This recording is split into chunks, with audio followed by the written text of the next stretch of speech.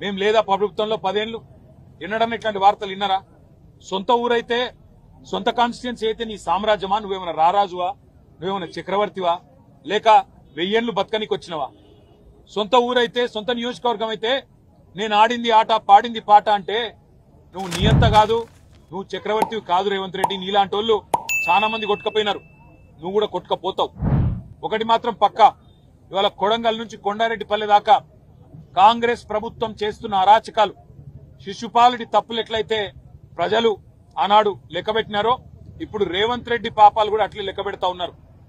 భూ కుంభకోణాలు, ఫార్మా విలేజ్ల పేరిట చేస్తున్న దౌర్జన్యాలు, పేద గిరిజన రైతుల మీద వారి కుటుంబాల మీద అర్ధరాత్రి బందిపోట్లను పట్టుకుని తప్పుడు పోయినట్టు 100 మంది పోలీసులు పోయి దాడి చేయడం, విచ్చలవిడిగా అధికారం ఉంది కదా అని చెప్పి ఇవాళ సాయిరెడ్డి గారు గాని అనుముల గురవారెడ్డి గాని ఆత్మహత్యలు చేసుకునే విధంగా వారి మీదకి ఒత్తిడి తెచ్చి సొంత గ్రామంలో చేస్తున్న అరాచకం, ఇవన్నీ కూడా పాపం పండే రోజు దగ్గరలోనే ఉన్నది.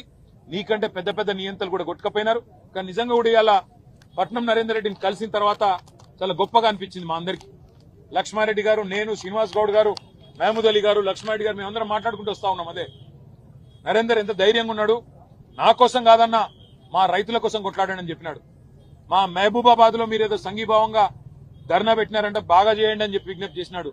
రాష్ట్రంలోని గిరిజనులందరికీ తెలిసేటట్టు మా గిరిజనుల పంచాయతీ, మా పేదవాళ్ల పంచాయతీ, రాష్ట్రంలో ఏ ఒక్కరికి అన్యాయం జరగకుండా చూడండి అని చెప్పి మాకు ధైర్యాన్ని ఇచ్చి, మాకు ఉత్సాహాన్ని ఇచ్చి, నాకేం కాదు మీరు ధైర్యంగా ఉండండి అని చెప్పి మాకు కొత్త ధైర్యం చెప్పినాడు.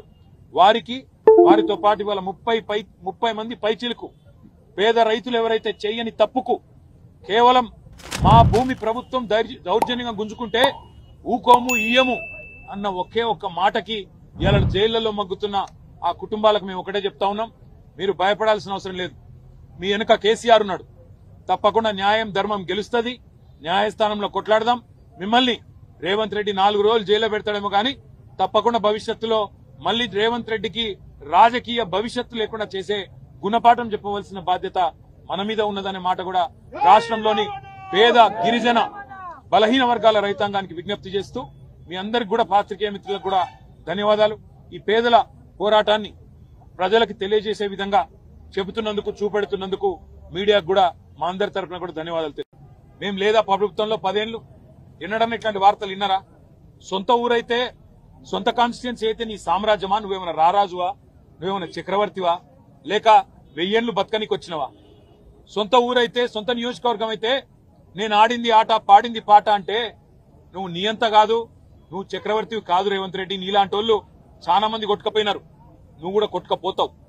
ఒకటి మాత్రం పక్కా, ఇవాళ కొడంగల్ నుంచి కొండారెడ్డిపల్లె దాకా కాంగ్రెస్ ప్రభుత్వం చేస్తున్న అరాచకాలు, శిశుపాలుడి తప్పులు ఎట్లయితే ప్రజలు ఆనాడు లెక్కబెట్టినారో ఇప్పుడు రేవంత్ రెడ్డి పాపాలు కూడా అట్లే లెక్కబెడతా ఉన్నారు.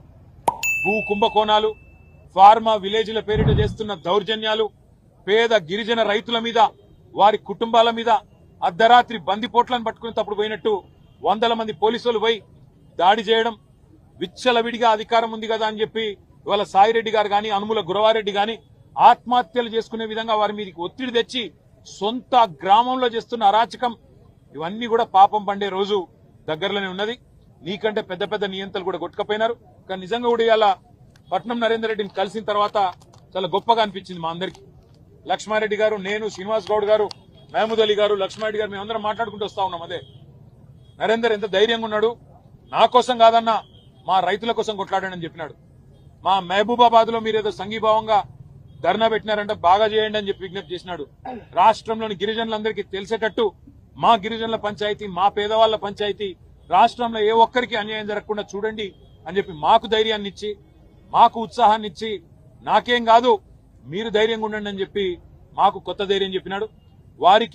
వారితో పాటు ఇవాళ 30 మంది పైచిలకు పేద రైతులు ఎవరైతే చేయని తప్పుకు కేవలం మా భూమి ప్రభుత్వం దౌర్జన్యంగా గుంజుకుంటే ఊకోము ఇయ్యము అన్న ఒకే ఒక్క మాటకి ఇవాళ జైళ్లలో మగ్గుతున్న ఆ కుటుంబాలకు మేము ఒకటే చెప్తా ఉన్నాం, మీరు భయపడాల్సిన అవసరం లేదు.